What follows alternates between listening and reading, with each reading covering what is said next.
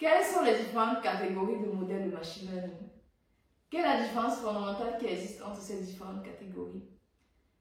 Qu'est-ce que l'apprentissage supervisé? Qu'est-ce que l'apprentissage non supervisé? Et le reinforcement learning dans tout ça, qu'est-ce que c'est? Si vous également vous posez ces questions ou tout simplement vous voulez de la vulgarisation pour ces trois thèmes, vous êtes au bon endroit. Je vous laisse avec le générique et on en reparle juste après.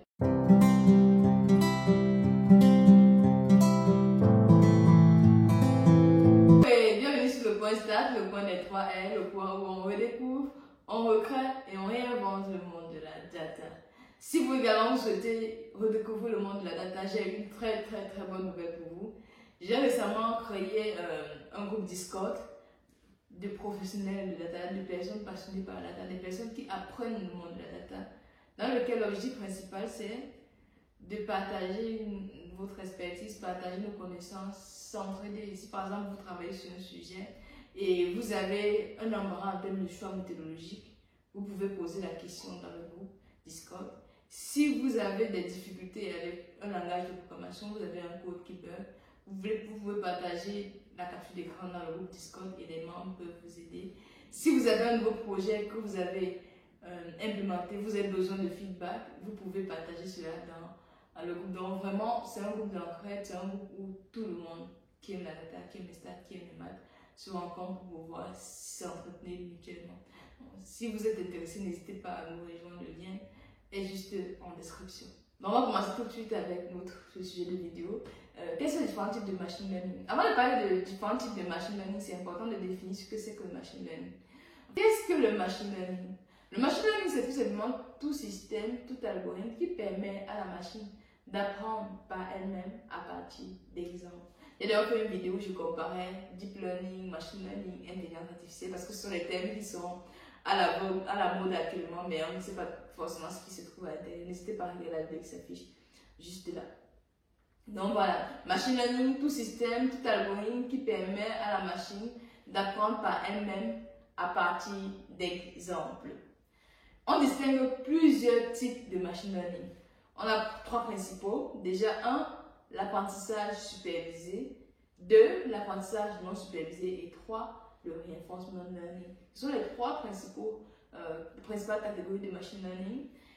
Les 2 premières, apprentissage supervisé, apprentissage non supervisé, sont les plus connus, sont les plus utilisés au quotidien. Le reinforcement learning, c'est un peu nouveau, c'est utilisé dans les cas bien spécifiques. On en reparlera juste après. On va commencer tout de suite par l'algorithme le type d'apprentissage le plus utilisé qui est là. Lorsqu'on parle d'apprentissage supervisé, il y a un thème central en fait que vous devez retenir, c'est le mot supervisé. En fait, le mot supervisé résume parfaitement ce qu'est l'apprentissage supervisé. Donc, il y a on supervise l'apprentissage, il y a une certaine supervision dans l'apprentissage. Ça veut dire quoi superviser l'apprentissage? Ça veut dire tout simplement que les exemples qu'on donne à la machine sont labellisés, sont étiquetés. Il y a des étiquettes précises sur tous les exemples, les données qu'on donne à la machine. Prenons l'exemple le plus simple. Imaginons que je vais faire un système de machine learning qui va me permettre d'identifier les images de chiens, de chats par exemple. Imaginez que j'ai fait un algorithme qui me permet de déterminer les images de chats. Pour pouvoir faire de l'apprentissage supervisé, ce que j'ai fait c'est quoi? Je donne une première image à mon ordinateur, je lui dis écoute, cette image c'est l'image d'un chat. Deuxième image, écoute, cette image c'est l'image d'un chat. Troisième image, image d'un chat. Quatrième image c'est un chat. Cinquième image ce n'est pas un chat. Sixième image un chat. Donc je donne des milliers d'exemples à ma machine avec des étiquettes. Donc le fait de dire c'est un chat, c'est ce qu'on appelle étiqueter. Donc je donne de l'étiquette à l'exemple que je viens montrer. Image, chat, image, chat, image, chat. Donc je donne plusieurs exemples à ma machine et j'étiquette chaque donnée. À chaque donnée, je dis si c'est un chat ou pas. L'objectif derrière, c'est que mon algorithme va trouver, à partir de toutes les images que je lui ai remis, il va trouver un pattern en fait, qui va définir ce qu'est un chat. L'objectif derrière, c'est que lorsque je vais lui donner une nouvelle image, il va regarder le pattern qu'il a identifié, l'algorithme qu'il a mis en place, intégrer la nouvelle image dans cet algorithme et me dire si c'est un chat ou pas. Donc, il sera capable de détecter un nouvel exemple que je lui aurais remis à partir des patterns identifiés dans les exemples précédents. Donc, en gros, on lui donne beaucoup d'exemples avec des étiquettes chat, chat, chat ou pas. il trouve des patterns. L'objectif, c'est que lorsqu'on donne une nouvelle image, il est capable de dire si c'est un chat ou pas. C'est ça l'apprentissage supervisé. On apprend à l'algorithme à partir d'exemples étiquetés. En général, on ne va pas rentrer dans les détails ici pour pouvoir faire de l'apprentissage supervisé. On divise souvent la base de données en deux, train test, ce qu'on appelle souvent train test, apprentissage d'apprentissage, c'est-à-dire l'échantillon sur lesquels l'algorithme va apprendre, il va pouvoir détecter les patterns, et l'échantillon de test, c'est-à-dire l'algorithme sur lequel il va, l'échantillon sur lequel il va tester l'efficacité de son pattern. On pourra faire des vidéos où on va entrer dans ces détails techniques. Mais globalement, retenez que l'apprentissage supervisé, c'est un apprentissage où on donne des étiquettes à tous nos exemples. Et l'objectif de la machine, c'est de trouver des patterns dans ces exemples-là pour pouvoir définir de nouveaux étiquettes, pour pouvoir définir de nouveaux exemples. Donc, c'est ça.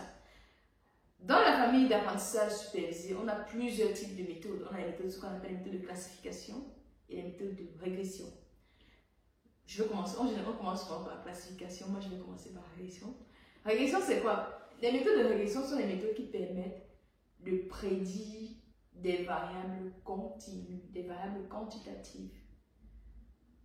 Exemple simple, j'ai envie de développer un modèle de machine learning qui va me permettre de prédire le prix d'un bien immobilier. Voilà, le prix d'un bien immobilier, c'est une variable continue, c'est une variable quantitative.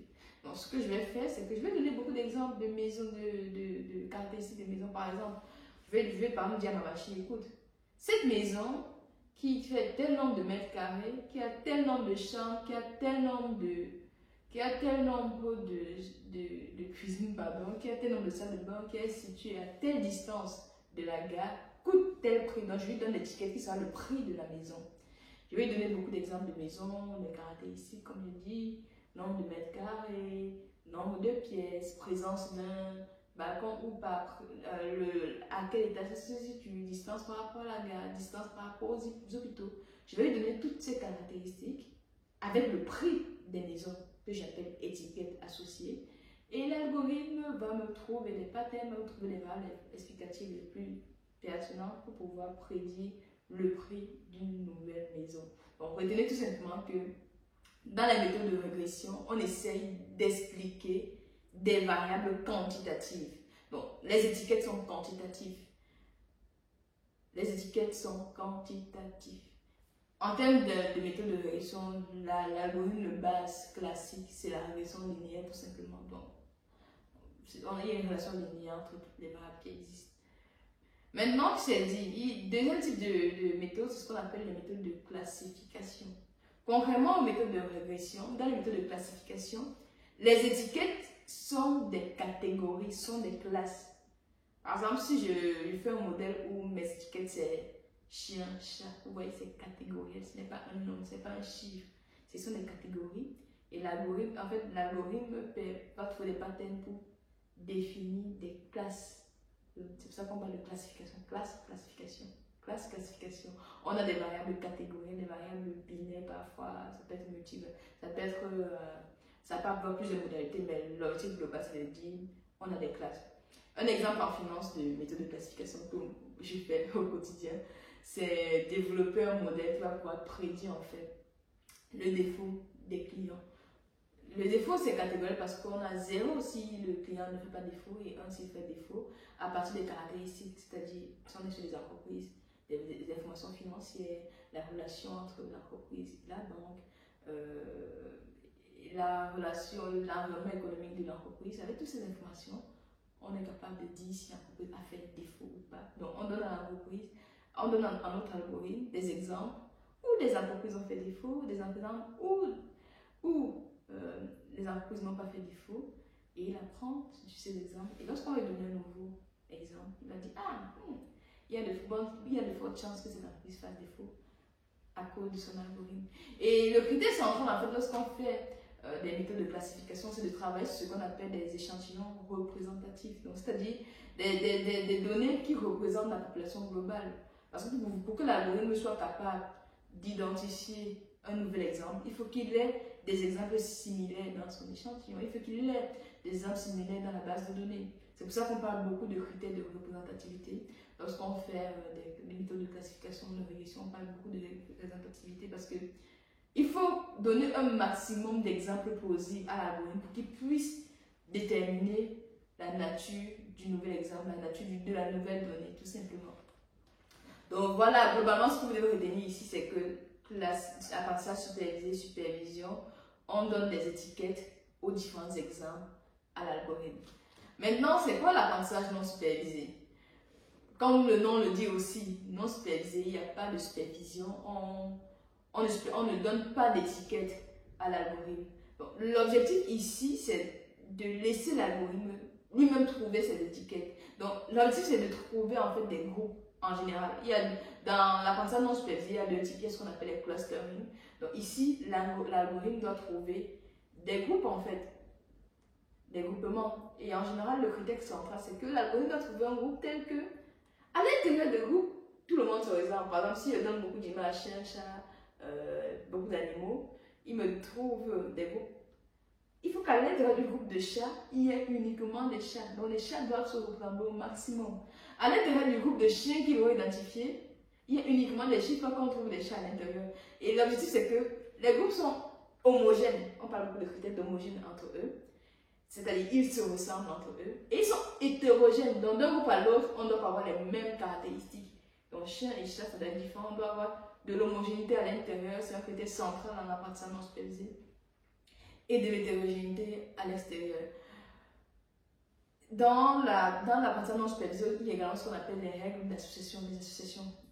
C'est notamment le cas des systèmes de recommandation. En gros, l'algorithme va pouvoir détecter, lorsqu'un client achète l'article A, l'article B, l'article C, on doit trouver l'article qui sera le plus à même de trouver. Ce sont les règles d'association. Exemple concret d'apprentissage non supervisé, je prends le secteur bancaire. En général, en banque, on a besoin de définir en fait des groupes homogènes et hétérogènes de clients suivant les valeurs de LGD de PEP au cas où le client fait défaut. En général, on a besoin de faire des algorithmes d'apprentissage non supervisé pour faire ça, notamment les camins. On fait les camins pour trouver des groupes homogènes, des groupes hétérogènes. On peut faire la CAH, HCPC,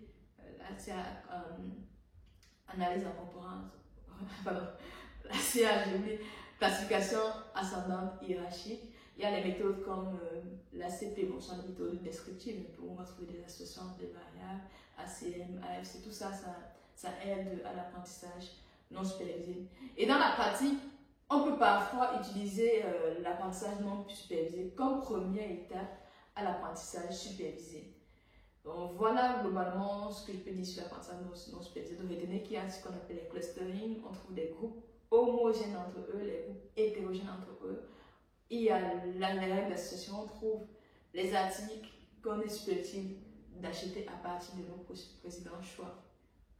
Maintenant, il y a un dernier type d'apprentissage qui n'est pas l'apprentissage supervisé, qui n'est pas l'apprentissage non supervisé, c'est le reinforcement learning, apprentissage par renforcement. Donc, l'algorithme apprend par lui-même à partir des actions qu'il a menées précédemment. Je vous ai parlé la dernière fois de l'exemple de jeu de Go, où l'algorithme AlphaGo a battu le meilleur joueur de Go au monde. Vous voyez bien que pour pouvoir développer un algorithme qui va jouer à un jeu, ça ne se met pas dans une situation d'apprentissage supervisé où on a des étiquettes, ou encore apprentissage non supervisé où l'algorithme va trouver des étiquettes. Mais dans ce cas, l'apprentissage par renforcement, comme son nom c'est par renforcement, se base sur le principe de récompense en fait. À chaque fois que l'algorithme aura pris une bonne décision, elle aura une récompense. Et dans le cas concret, elle a également des malus. Et l'objectif de l'algorithme, ce sera de maximiser sa récompense. De mettre en place des actions pour avoir le gain maximal, le gain optimal. C'est ça l'apprentissage par renforcement. En partie des actions précédentes, quelle action peut me permettre d'avoir le gain maximal, optimal à chaque fois? Lorsqu'il se trompe, il apprend de ses erreurs. Lorsqu'il réussit, il cherche encore à améliorer, à augmenter cette réussite-là.